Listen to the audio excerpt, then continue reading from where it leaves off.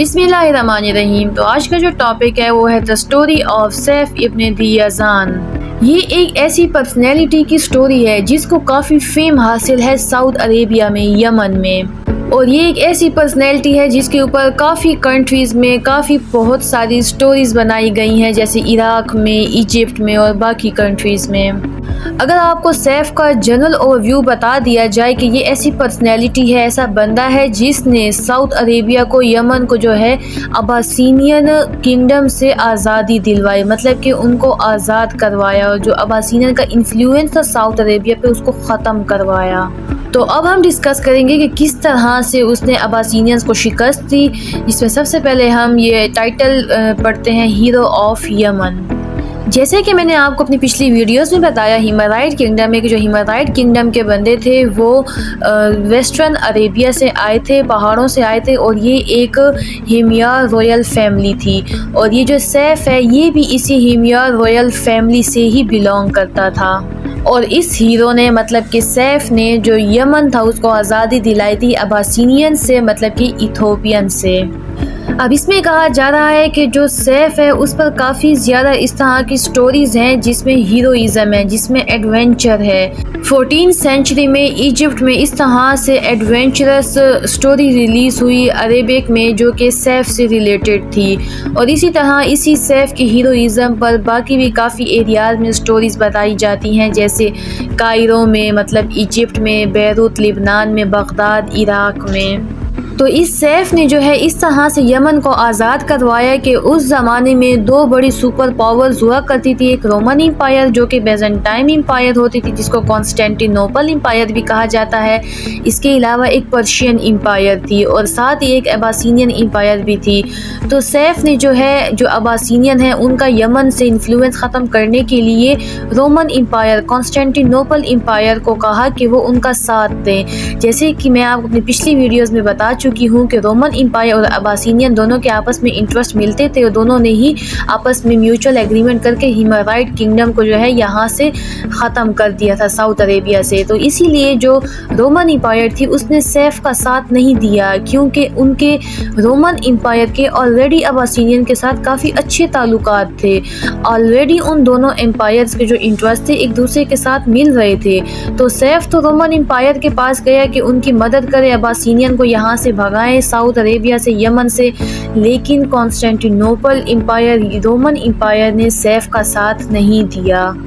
तो जब Roman empire ने सैफ का साथ नहीं दिया तो यही सैफ जो है वो पर्शियन एम्पायर के पास गया। इसी सैफ ने कहा पर्शियन एम्पायर को कि वो उनका साथ दे और अब्बासिनियन को जो है यमन से निकालने में उनकी मदद करें। तो इसी तरह जो सैफ था वो गया पर्शियन किंग के पास, किसरा के पास। जिस वक्त पर्शियन किंग जो थे उनको किसरा कहा जाता था, कैसर और किसरा। और ससानिद कोर्ट के पास गए और उस इलाके में गए जो कि आजकल का इलाका इराक़ कहलाता है और उस वक्त मदैन कहलाता था। तो ये जो सैफ है ये मदैन के इलाके में गया, उसने किसरा से अपील की कि हमारी मदद करें और जो अब्बासिनियन है उनको यमन से निकालने में उनकी मदद करें। तो ऑलरेडी पर्शियन एम्पायर और रोमन एम्पायर के दरमियान तो काफ़ी कन्फ्लिक्ट्स थे और काफ़ी रिवेलरीज पाई जाती थी। तो पर्शियन एम्पायर के पास ये बहुत अच्छा मौका था कि वो रोमन एम्पायर की डोमिनेंसी को ख़त्म करे और जो सदर्न अरेबिया है वहाँ पर जो है रोमन एम्पायर का इन्फ्लुएंस ख़त्म करे। क्योंकि उस वक्त ये कहा जाता था कि जो सऊदी अरेबिया पर हुक्मरानी करता था सारे अरेबियन पेनिनसुला पर उसकी हुक्मरानी होती थी, क्योंकि जो अरेबियन पेनिनसुला का नॉर्थ था वहाँ पर काफ़ी रेगिस्तानी इलाका था, वहाँ पर कोई भी इस तरह से नहीं रह सकता था। लेकिन जो सदर्न एरिया था अरेबियन पेनिनसुला का ये काफ़ी सब्ज़ था और काफ़ी सब्ज़ और शादाब था। तो इसीलिए पर्शियन एम्पायर ने जो है रोमन एम्पायर का इन्फ्लुएंस अरेबियन पेनिनसुला से ख़त्म करने के लिए जो है सैफ का साथ दिया। और जब पर्शियन एम्पायर ने सैफ का साथ दिया तो वहाँ से अब्बासिनियन एम्पायर को जो है शिकस्त भी हो गई थी यमन में, और अब्बासिनियन जो है वो यमन को छोड़कर चले गए थे।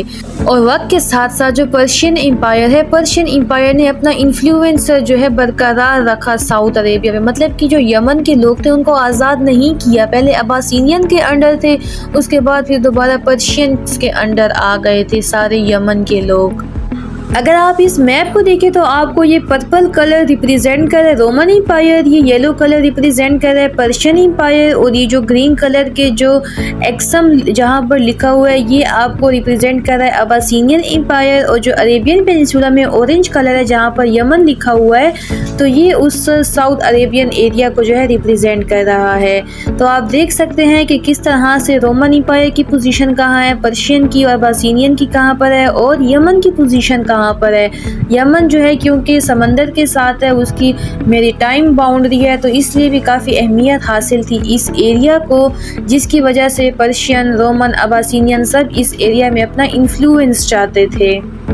ग्लोबल पावर, उस वक्त के ग्लोबल पावर्स कौन कौन से होते थे? आजकल के अगर ज़माने में देखा जाए तो ग्लोबल पावर यूएसए है, लेकिन उस ज़माने में सिर्फ एक ही ग्लोबल पावर नहीं था, बल्कि बेजेंटाइन एम्पायर मतलब रोमन एम्पायर एक ग्लोबल पावर थी, पर्शियन एम्पायर ग्लोबल पावर थी। इसके अलावा जो अबासीनियन थी उसको भी कुछ अहमियत हासिल थी क्योंकि उसके अच्छे अलाइंसेस थे रोमन एम्पायर के साथ, इसीलिए उसका भी कुछ हद तक इन्फ्लुएंस था। तो ये उस वक्त की ग्लोबल पावर्स थे।